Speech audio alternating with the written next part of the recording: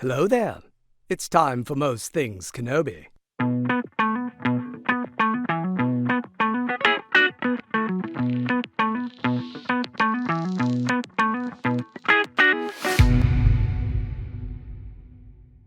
Hi everyone, welcome to another episode of Most Things Kenobi, a podcast about Obi-Wan Kenobi and all things Star Wars. I'm your host, Lauren. I'm your host, Leanne. Alarm! Alarm! Klaxon alert! Special alert! Yes, we know we're breaking our regularly scheduled programming because Andor was so damn good. We gotta talk about it. We're so funny. We're like, we're not gonna do it episode by episode. It's like, are we gonna actually be able to get away with that? Because it's so fucking good. We just had to talk about it. Yeah, this one was really good. Episode 4 was really, really good. It's really good. It's really good. And you and I we're texting and sending voice messages, and I was like, we gotta just record it because you're making so many good points. You're blowing my mind with some idea. I was like, it's too much. It's too good. Let's just do it. Well, I am slightly surprised that I blew your mind with what I said in the message. So you did. Holy shit. We should just start right there because your observation was so on point. I was just like, how did I not even notice? I was just so drawn in by the story and all the different levels and different plot threads that are going on. Yeah. That I kind of like didn't even see that. So tell the people. Well, that's why there's two of us. What I essentially said was, and I guess we can use this as, a platform to start the episode, is that we saw the Empire, we saw the Senate, and we saw a rebel group. And what I said to you was, we're kind of seeing the same theme in every single group, whether it's Rebel Group of 7 or all the way up to the boardroom of Imperial intelligence, if you will. And they can't trust each other. They're playing sides. They're holding back information from one another. They're playing two different parts, all of them. And I thought it was fantastic that we got to see it in layers, all in one episode. And it was the introduction of the Empire and the Senate. I mean, we're back to Coruscant. How fucking strange was that? It was weird. It was like visiting a city you had been to like 10 years ago. And coming back, and it was like kind of similar, but also kind of different. Yeah. It was cool. I liked seeing it. Strange, but we got to see a lot. We got to see a lot in this episode, and the pacing was fantastic. The storytelling was great. The cinematography again. The sounds. The TIE fighters coming in. Oh, man. I know. I thought of you. When the TIE fighter flew through the valley, I was like, that's Leanne. She would love that. And it was so pure, because it was not clouded by laser blasts or anything. It was just like the two that flew by, and it was cool that they heard it before it got there, and then they hid and then they went, and I was just like, It's so good. But yeah, we get to see that no one trusts anybody in this new galaxy. I loved that. I think it was so cool and I like that it didn't occur to me kind of at first, like not until you mentioned it, because that means it wasn't super heavy-handed. They're just showing the stories going on. And if you pick up on the fact that it's like the same thing happening in the Empire is happening in this little group of rebels where there's a new person in the group, someone's kind of giving them shit, there's a lot of distrust, there's people fighting for their position. Like the leader of the rebels, Luthan is saying to her, you wanted to lead, you have to step up. You have to make these decisions. And that doesn't necessarily mean you get to be popular at the same time. Truth. I thought that was so interesting. Well, any leadership book will tell you those exact words, Right. So it was excellent. Yeah, it was so cool. I love, is it Luthan? Is that his name? I think so, yeah. Luthan, depending on how you roll the T and the H. Rail, the main dude. I loved his performance. He actually shouted at that woman, "Look at me!" And he has such a gruff way about him. And then he puts the wig on, the rings, and totally transforms. And he had to practice. Yes. He had to practice in that room by himself. Yes. And you could tell it ate at him that he had to do that. And I loved it. Loved it. I did too. And like Stellan Skarsgård never plays a character like that. Just to see him like smiling and being like, "Come right into my lovely." It's just like, who is this man? Well, that's it. That's the part Yes. he plays, and what an interesting art gallery. Yes. Strange. And I loved that they kind of juxtaposed that with Cyril going home. Oh, totally. Which I'm pretty sure he's on Coruscant, right? Yeah. Correct me if I'm wrong, but... No, he is. And I was checking to see how far down he went, because the farther down you are on Coruscant, the poorer. So he's about like middle class, upper middle class, based on... He didn't go down for very long. But long enough to know that he had crawled up out of there. Oh, yeah. And now he's going back falling. down again. And the Empire says, don't look down for how far you fall. Oh my God, you're right. And then they pan to him literally going down, falling down the ladder. That I'm telling you, This show is so fucking smart. everything in this show is deliberate, and I fucking appreciate it. If I could hug everyone who wrote this show. Same. And this is a far cry from what I thought about episodes 1 and 2, but you know what? I heard everything in this episode. I was prepared. I heard every line. Yeah. Few things were quiet, but not every episode is, And one thing I appreciate about this show is I can see it. It's not the dark show that we're used to where they just make everything so dark, Game of Thrones, where you can't see everything and you think shit's happening, but you're not sure because it's so dark. We're not getting that. We're getting... What fucking planet was that they were on? Because I loved it. The Iceland looking with the Nordic shepherds. I loved that whole thing. Their outfits were fucking great. And it was such an interesting mix, too, because it was like, it could have been some sort of like Northern European, like even like Ukrainians have that like traditional embroidery. Yes. But then it also like was reminiscent of like Mexico and the kind of like poncho, the shepherd there as well, and like the embroidery that they have. So it was kind of just like this beautiful homage to, I don't even know how to describe it, like shepherd folk, whatever, if there's a term for that. But I don't know what it was, but I loved it. The shepherding thing was great. And their little bit of like culture that they gave Cassian about the stars and the... Yes. That was very cool. I know. That. I was so excited. I was like, are we going to get to see it? Because you're the cosmos one of us. You're the one who looks to the moon and the stars here. And I was like, oh man, if we actually saw that, Lauren would die of happiness. If that was a thing in real life, I would pilgrimage to that every time it happened, because it sounds amazing. It sounds cool as hell. Anyway, I thought that culture bit was cool. Well, and so this just shows that, like, I don't really read that many books, like Star Wars books. I read a few of them, like mainstream books. I'm not super deep in all the reading. So all these little details that we're seeing, like Cassian said he fought in some war, and then Luthan's like, you didn't fight, you were a cook. Like, these little things about where they're referencing like peripheral stuff that's going on. I don't know if they're making all of this up or if it's already, some of it I'm sure is like already exists in legends or whatever. It is fucking brilliant. And like, you don't actually need to know all the details. You could watch it and not know and still get so much out of it. It's because I was just talking to my sister about this. She was saying she liked how in Cassian's flashbacks, they don't translate what the kids are saying. No, you have to gather. Yeah, and you don't need it. You can read the dynamics, and it kind of is also a way to use like a cinematic way of keeping you as a viewer at arm's length from this memory. Yes, very which maybe is even something Cassian is experiencing. So it's the same thing with all these other little details where it's like you don't have to know. Yeah. It's just a layer there that contextualizes the character a little bit more, just by the reference points that they give you, but you don't actually have to know the details of what they're talking about. And these writers are so good. I just feel very strongly. If you all could see her talking with her hands. Which I don't normally do. You don't normally do. It's usually me. But yeah, she's very passionate about this.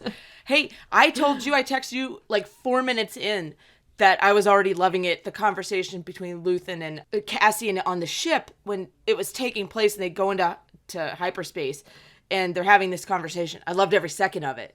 It was the tension and the kind of, Luthan already knows enough about him to kind of pin him in this position, and it's like you could fight and it could actually mean something instead of just chipping away at them and still dying in the end, And Yeah.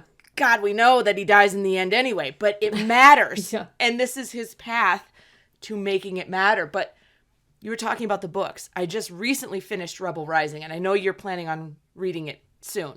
So I won't spoil anything for you and for others. But I couldn't help but put together a few similarities, some not so obvious and some very obvious, between Jin and Cassian in those first scenes on the ship. He pulls a knife out of his boot. And in Rebel Rising, Jin is very connected to the knife that she keeps in her boot. And then he has the Kyber crystal necklace, which of course, very much like Jin. But the words that Cassian says, and this is why I loved that opening scene, was like, what does it matter?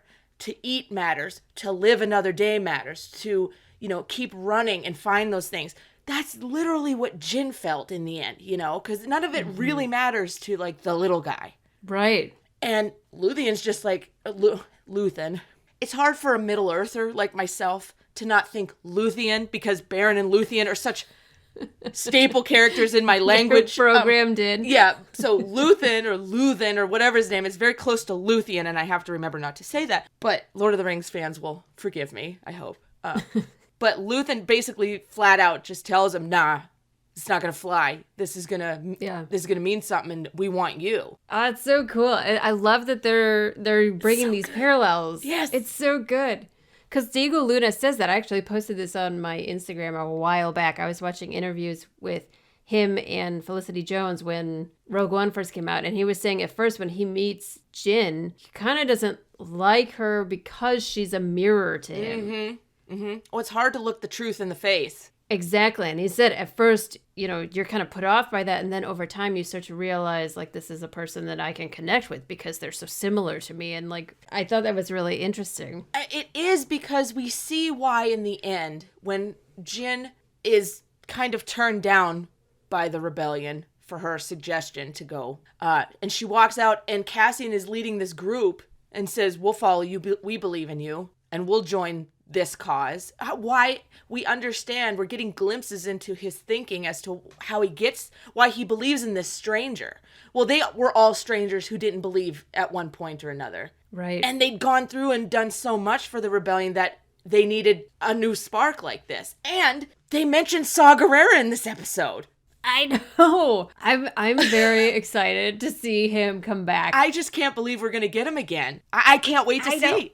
I can't wait to see it. I can't either. Forrest Whitaker does such a good job with that character. So good. I can't see anyone else in that role. No.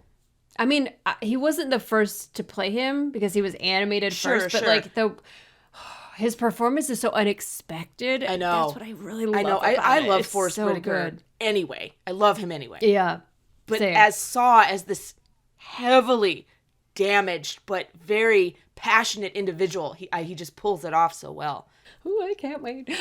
Can we talk about Mon Mothma, because I have things to say. Yes. Oh my, please. Okay, because me and you I know we're just dying to like get to it. Let's just get to it. But holy fuck, who's impressed? Hands raised, both of us. Me. Oh my God. Genevieve is so good. In that role. Genevieve. So good. I mean, out the gate. Yeah. Owns it. So natural. That's the thing. That's what is blowing my fucking mind about this show is the performances. Yes. Are nothing like Star Wars performances, which it's true. Is fine. Like they can be a little clunky, right? So yeah, and like sometimes you're going like, oh, that like cringe moment. Yep. That was really cringy bad. But like it's part of the like love, that you have for Star Wars. Absolutely. This show just like drops all that shit. They're like, we're going hard and we're going real and we don't give a fuck. Tony Gilroy recently said they start where they did and up the ante every episode. And so far I see nothing that argues that. Yeah, and definitely. Okay, so I gotta say, Genevieve's performance, she's gonna be it for me. Like, this is gonna be the character I watch. Because as soon as you see her, I mean, they're already kind of saying like, oh, she has a new driver. So they know all this stuff, right? And it's kind of a coordinated, like, so Luthan's little flower cutter, handler, helper, employee? Is it kind of like an assistant?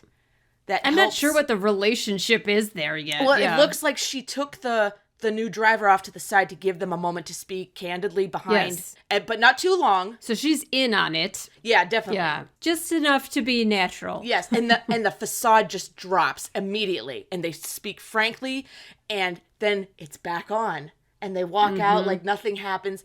And you mentioned when she got in the car and they're driving away, she had to like open her cape or coat or whatever that beautiful outfit is, like to have a moment to breathe.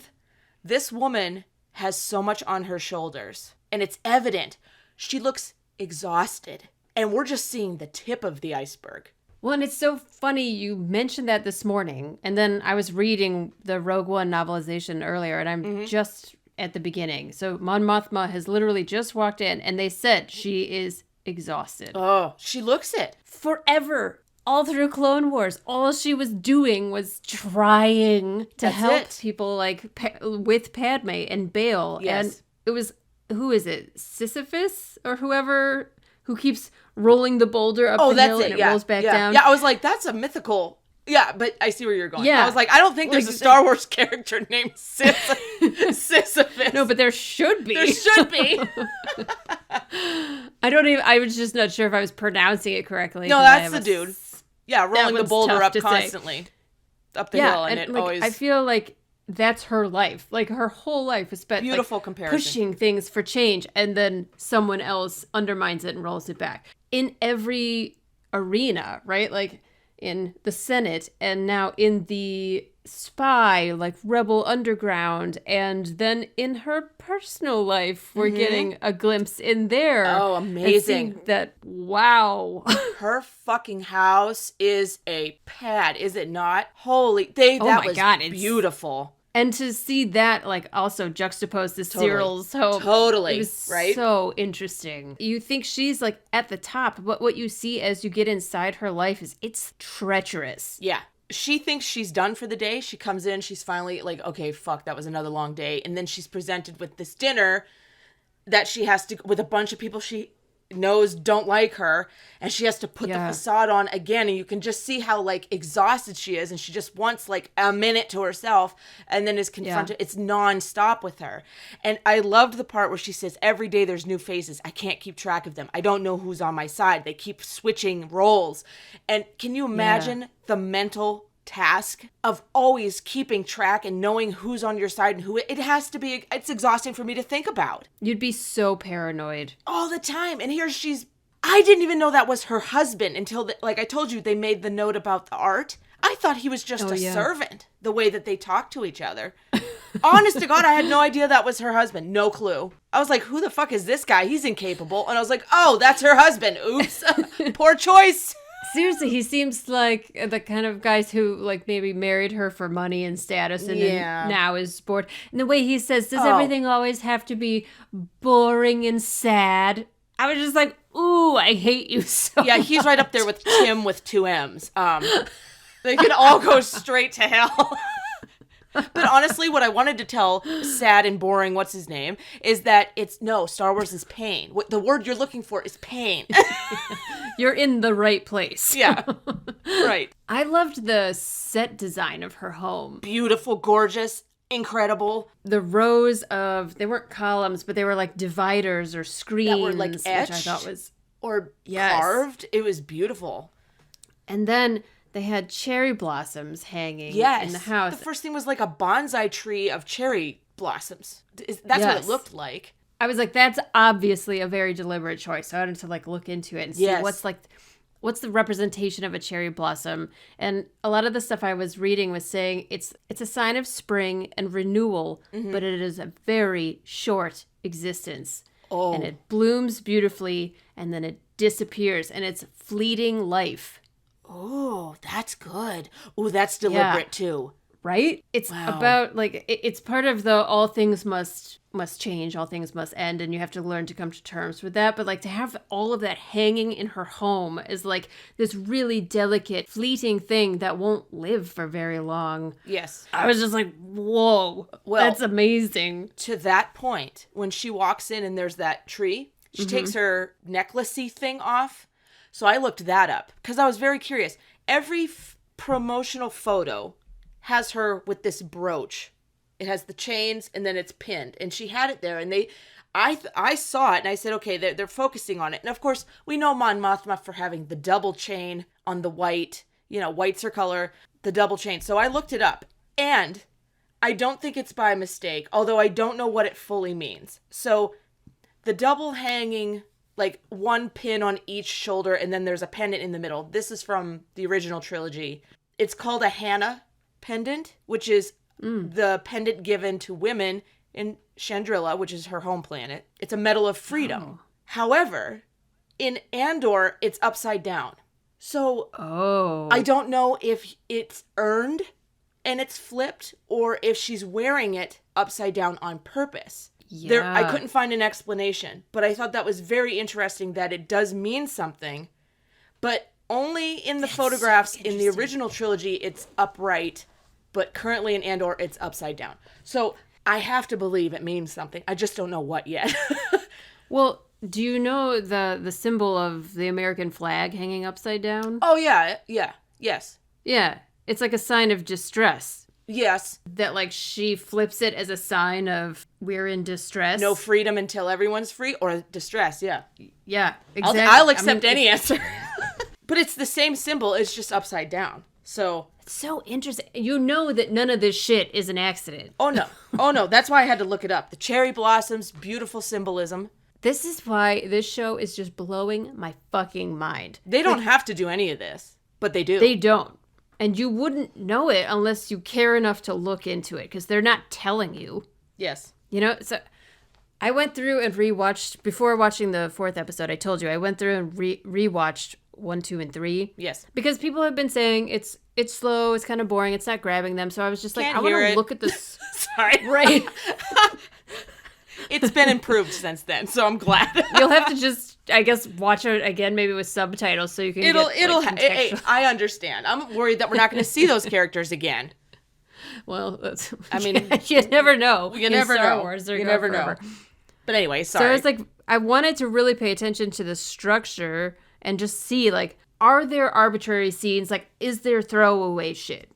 There is not a single scene that is throwaway. Every single scene is deliberate, and every scene is like a domino piece that after that scene, it affects the next, and then the next, and the next. Even the very small, seemingly small thing of when Bix gets her head hit against the wall and she's bleeding, and Tim comes running down, the guy who shoots him, his superior officer takes his gun away and he's like, go back to the ship. Right. Like, you're done. Like, you're not supposed to, that's not part of what we're here for. Exactly. So he goes back to the ship. Andor's friend puts a chain on the ship. Which I love. Which I loved. Brilliant. Which I didn't catch that was what he had done the first time I watched it. I'm glad I went back and rewatched. Oh, you didn't. I at least caught that because I didn't have to hear it. Yeah. I caught all the nonverbal details of episode 1 and 2. But it was brilliant. So the guy, he crashes the pod, whatever he's flying, which makes all of the soldiers turn around and realize, oh, they're behind us, which allows Cassian to escape. It's like, if these chain of events are all connected. There isn't a single detail that doesn't tie very tightly all the threads together. So I just can't even process this shit. It makes me wonder, like, okay, so they set up a bunch of things in this episode. Where's it going? And we both said, why did it have to end when it did? I wanted more. God, I was literally like a kid on Christmas. I was just like, no, it can't be over. Yeah, this is like this is gonna be like some kind of 5 or 6 hour long movie or longer, just stopped at really inopportune times that we don't want it to stop because it's that good. I just have to say, Diego Luna is becoming like one of my favorite actors ever. I cannot believe how good he is in this. He's excellent. He's really, really handsome. When he was shaving with that knife. Yeah, I was like, hi. Who in the audience got Captain America Endgame or Infinity War? Was it Infinity War or no, it was Endgame. Infinity War, he had the beard. Anyway, he shaved before, Right. I just had shedding. I just had a shaving moment, but Andor looked great. Because he's mostly clean in Rogue One. So he goes from being kind of like disheveled and not unkempt, but just doesn't care, we'll say. A dude that, has better things to do. Scraggly beard, his hair sticking out. Yeah. And now he's got to like play. But I was so uncomfortable with him not knowing and staying quiet. I'm used to Cassian like being Cassian. So it's nice that Diego's getting to play his character from a place where he's not in power and not in charge. Yeah. And takes orders as opposed to giving them. We'll see the growth. That's the thing, is like, it's very rewarding to see a character step into their power. Yeah. But he's coming from a place. Now we know he's been in prison. Mm-hmm. He's been in war. Mm-hmm. He's seen his father hanged in the street. Yeah, which we don't have any info on. We didn't get any flashbacks in this episode, which I was okay with. We didn't.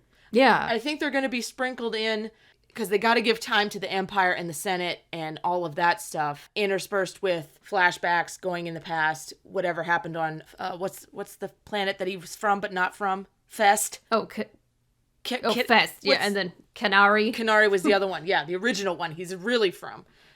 Right. So I think they're balancing it fairly well so far. Yeah. I'm really excited to see what happens with his character because he started to kind of show signs of the Cassian we knew when he was in that group of rebels. And he was like, you're all crazy. Like, this is a suicide run. And then they explained what they were going to do. And then they're like, are you in or out? And he's like, let's do it. Yeah. Like he used to say, light him up or whatever he says that I love. Yeah, exactly. Oh my God. I love Can him I eat so my much. food first? I mean, I felt that in my core. I felt that in my bones. Can I just eat first? Can you pester me with this shit after I eat? Like, the poor man, Again, like, details like that add so much humanity. Yeah. Otherwise, it'd just be him, like, sitting down and, like, getting to it. It's like he's can I just at least eat first? He's just not fazed by shit in a way that I wish I was more like that. It's just like, yeah, okay, I'll do it, but I'm going to finish my dinner. Yeah, totally. Yeah, you're going to memorize all of this by morning, which means he doesn't get to sleep. Right. I really enjoyed it. I think he's such a good actor. There's a lot going on in his eyes. Mm-hmm.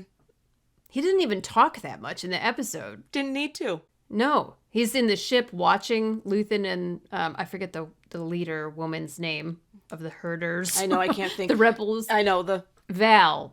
Something like that. Yes, very right? pedestrian, yes. Sorry to all the Vals out there, but like it's not a Star Wars name, but maybe the longer version of it is. Well, Luke is a normal name. That's true. That's Ben. True. That's true. I always think it's funny because it's just so hard because you have a name like Mon Mothma, and it's like Val. I saw Diego Luna on Jimmy Kimmel, I think, the other night, and he was saying that he insisted on bringing tequila into the Star Wars universe so he could pronounce the names. Oh, that's right. They gave him a drink of something out of a flask. Is that like the first time we've seen that? I don't know, because Tim was drinking out of a glass flask. That's true. That's true. Flasks are more common in this. I really liked that. That the like mouthpiece was off to the side on that. I like that. I'll have one, Disney. Please and thank you. Sell those and I'll buy they one. They won't. No, they make an adult store, please. I'm really glad that Disney had the courage. There you go. To make a show this bold. It's not pulling its punches, and I love it. Let's talk about the Empire. The tension in that room. I do not want to sit in it. I don't want to be in it. Oh my God. I don't want to be I've been in of offices like that. Terrible. Horrible. You sit in a conference room with a boss like that, and you're like, this could have been an email, and now we're all sitting here on pins and needles, and this could have just been an email. And like, kudos to everyone's performance, because like they made it as tense as it needed to be. They're all squabbling and bickering and jabbing each other, and it's so passive aggressive. It's no wonder the Empire didn't like implode from the inside out. Like, how did anything get done? Again, an overused term here, but I can't think of a better one, but it's the crabs in a bucket phenomenon where they're all just trying to get one up on each other. It's fucking annoying and I love it. It's true because it's like that whole system, like the way the Empire structures itself just in general because of the Sith and Palpatine, it's all about a struggle for power, a power play. So every character is doing that. All that we saw it in Kenobi with the Inquisitors. We're seeing it here with the intelligence officers. It's fucking exhausting. It's pathetic. And it's crazy to think that all of this is happening and Rebels is going on. And we just had the Inquisitors with Kenobi going on. And all of this is like all these different...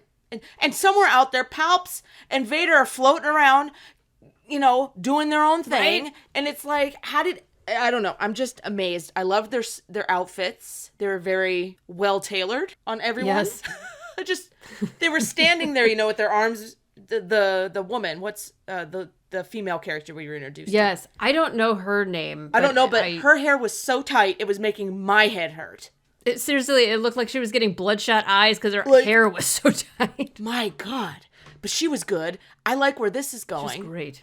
Yeah. Again, scary. She's scary. She's the odd... Yeah, but there's something about her. She's the oddball in all of them, and she's trying to prove herself. And yet, is she, though? She has an interest in all of these stolen items. But, like, why fixate on it? There's something there. Yes. It's so interesting you're saying that. So I had a moment where I was wondering about her. I was wondering about Cyril. Is he going to be like Callus in Rebels? Which, spoiler alert, if you've not watched Rebels, stop listening for a second. Yeah. Just skip ahead like 3 minutes, 4 minutes. Is he going to change? Like, are we going to start by hating him and grow to like love him? And by the end, we're going to be like, he's an amazing character. They're off to a good start because I fucking hate him. But I do. And his mother slapped him. She fucking just flat out slapped him. That was really funny. I was like, she hates him too. No. But then I also had a thought, when are we going to find Cassian's sister? I don't know. For 1 second, I was like, what if she's that Imperial intelligence officer? Of course, she would have to be dyeing her hair. Oh. Which it looked like she was. You could see under the blonde, there was dark hair. True. I was like, that's very unlikely. But even so, like, what if it turns out that, like, she's part of the Empire? That would be a hard pill to swallow, but I'm here for it. Yeah, it would be interesting. If the story fits. I actually thought the girl who patched up Cassian's arm looked exactly like a grown version of his little sister, but that would be too obvious, right? I had the same thought. Truth be told, hi Clarence. Truth be told, I don't think any of them are going to make it out of this run except for Cassian and maybe one other. I don't think this is going to go well. Oh my God. Yeah. Clarence has thoughts. He's very verbal. Yeah, I agree. I think he's probably going to be the only one that makes it out. And I'm like really tense about the Kyber crystal. Well, no, wait, now hold on. Did his little sister have blue eyes? Because the female Imperial officer that we met, she had blue eyes, did she not? I mean, they were like deer in headlights. You're right. I don't think so. I think his sister has dark eyes. Well, it doesn't rule out that maybe his sister is a part of the Empire somewhere. Yeah, I mean, I I was going about my business and I was thinking, like, if this was my story and I was writing something and Cassian is desperately trying to find his sister and doesn't know what happened and has this weird life that kind of was thrust upon him and he made no decisions and ended up here. If you were going to crush a person, what would you do? You would make his sister be something that he's horrified to learn. You know, I don't know. He'd still love her, I think. That's so sad I think so too. Though. I know. Well, I mean, maybe they'll never find her. I asked you in the text message, did you notice the chandelier or light fixture in the circular boardroom? That's what I'm going to refer to it as. In the Imperial boardroom. It is a boardroom. It's a conference room where they do a lot of bickering. Yeah. I noticed it to didn't see it. Well, I noticed it to be in the shape of a cogwheel. That is brilliant. Which could be symbolic. That's what I looked at it as. It looked to me like either, you know, what powers a watch, like the circular pieces of a watch. Like a gear. It's so smart. If they did that on purpose, double kudos. Oh my God, like everything's on purpose. A lot of the shots were kind of angled upward from the bottom up when they were talking to these Imperial individuals in that room, and then the conversation between the female and the lead older guy who was flat out owning her. You are 100% correct. That came from the manual and it is 100% wrong.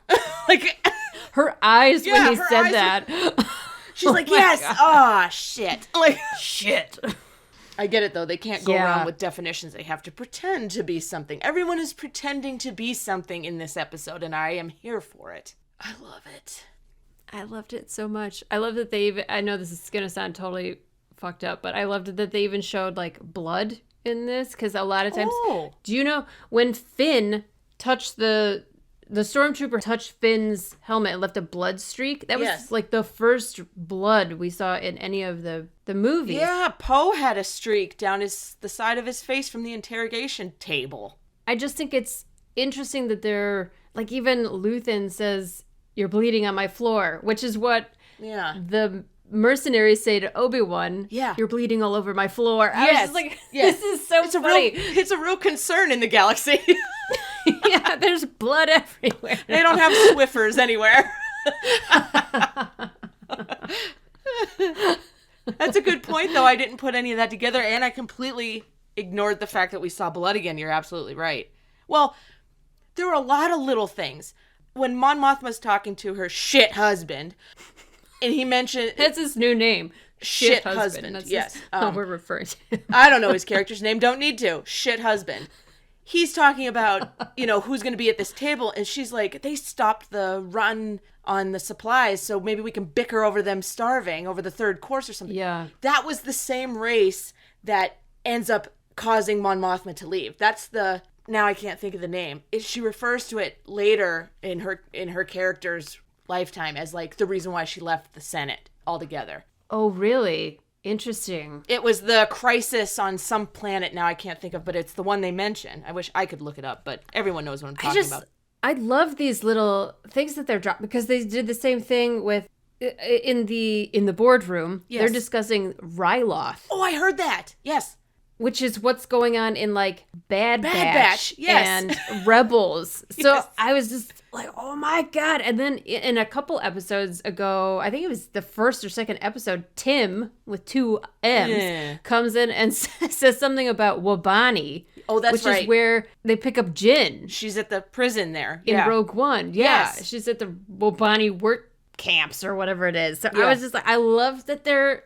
I just love how they're not doing the typical Jedi and Sith and Darth Vader Easter eggs. It's like they're doing just Star Wars references, but acting like it's just a normal universe that we all live in, because we kind of, as fans, we all do live in this. Yeah, and if you're not a fan and you don't live it, it's not taking away from it. Right, exactly. It's just part of the conversation. It's just part of a planet reference. But for those who know, it's kind of cool. I sent you the link of what was in that museum. Oh, yes. Yes.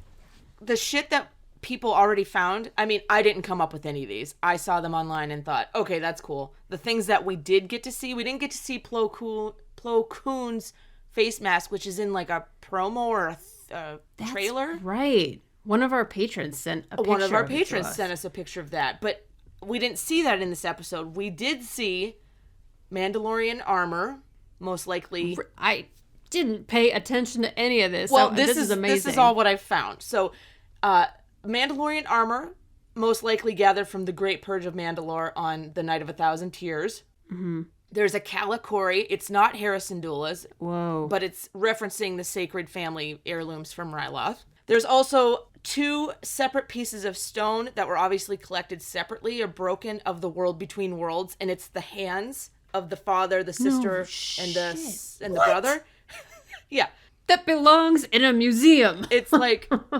Holy shit, that's amazing. So it's got the hands, and then Starkiller's armor, and in fact, our boy Sam Witwer said, "See, I told you I was in Andor, ...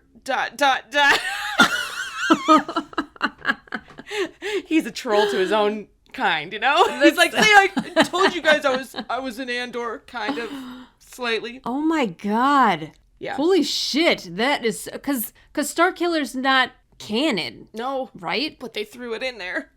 Yeah, maybe it is Canon now. Holy shit. Canon now. Wikipedia just posted something about Starkiller and was saying that in Legends, the like plan was for him to defeat Vader and go after Luke or something like that. But the whole plot line kind of like got canceled before it even reached that point. So I was like, that would have been fucking crazy. It's really cool, and we haven't seen everything in that whole room, obviously, because we know Plo Koon's.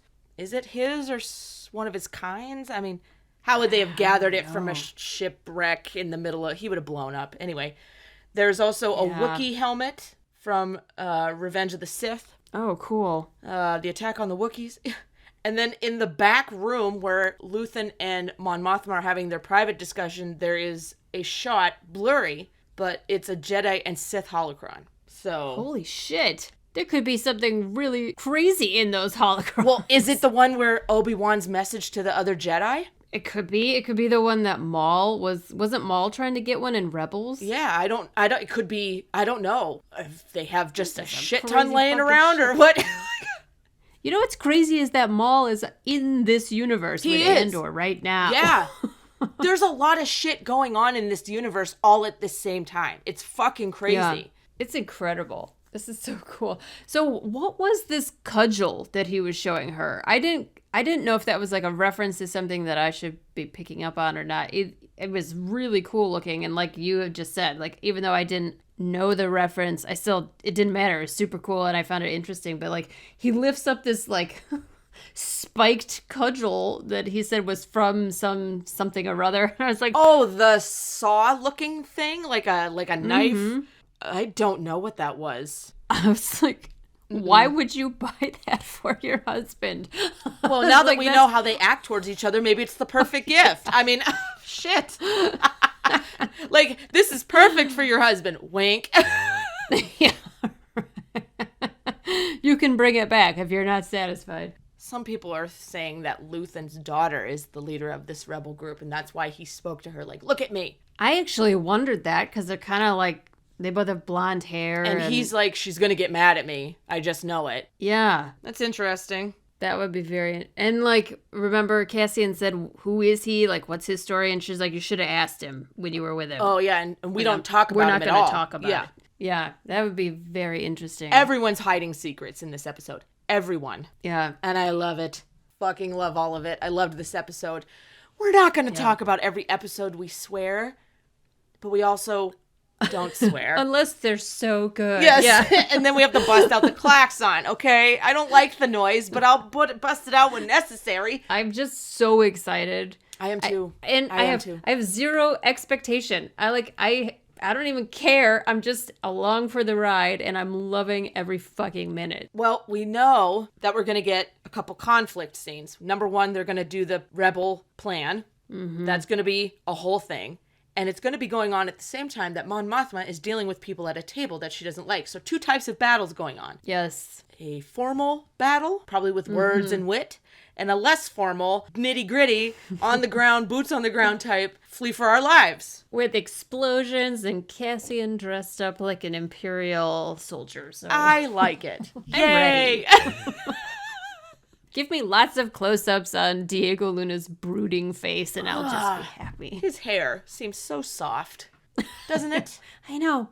Everything about him is nice. I'm really focused on hair all the time, but his hair seems really nice.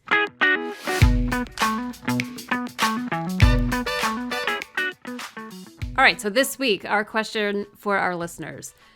Did you notice any other Easter eggs in episode 4, or honestly, episode 1, 2, and 3 as well, that we have missed? We would love to see what you guys have noticed. Yeah, and do you know what that jagged edge sword was? We would love to know. What was that club? Yeah. That romantic birthday gift of a club. I love it.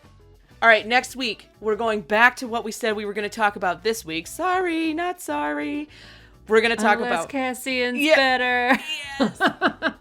We are going to talk about the similarities and differences between the Satine and Obi-Wan relationship compared to Padme and Anakin's relationship. And I think it will be interesting. So come on back and join us for that one. Okay, so last week we discussed Andor episode 1, 2, and 3, and we asked our listeners what their favorite moment was. And Sisters, Sabers, Star Destroyers, say that 10 times fast. Nice name. Sent us a comment. They said, my favorite scene by far was the very end of episode 3, which I know you, Leanne, said was Loved really it. moving for you as well. Very moving for me. They said, everything about it just made me cry, which is crazy because I don't cry in a lot of Star Wars. I cried from both its beauty and its emotion. The parallel of the two parts of Cassian's life shows how far he has come and yet how little agency he has had in his life. Everything has happened to him without his choice for the most part. Well, it makes his choice at the end of Rogue One great. What he was saying to Luthan about the freedom, being able to eat, sleep, and live your life, because his whole life has been chosen for him. Yeah. And then, like you said, with Rogue One, that was his choice. Mm-hmm. Nobody told him he had to do that. That was him deciding for himself. Well, beautiful comment. Yeah, I was like, I couldn't have said it better myself. That was beautifully stated. Thank you so much for your comment. Thank you. Thank you so much for joining us here on the Most Things Kenobi podcast. We appreciate every single one of our patrons and are grateful for your support. If you'd like to support the podcast and become a patron as well, head over to the Most Things Kenobi Patreon. As always, you can follow us on Tumblr, Twitter, and Instagram, and YouTube. And don't forget to subscribe on your favorite podcast player. We are now available on Amazon Music. If you enjoy our podcast, feel free to rate us on Spotify and Apple. And if you need just one place to find all of these, head over to mostthingskenobi.com. So until next time, my Space Twin, may the Force be with you. Always.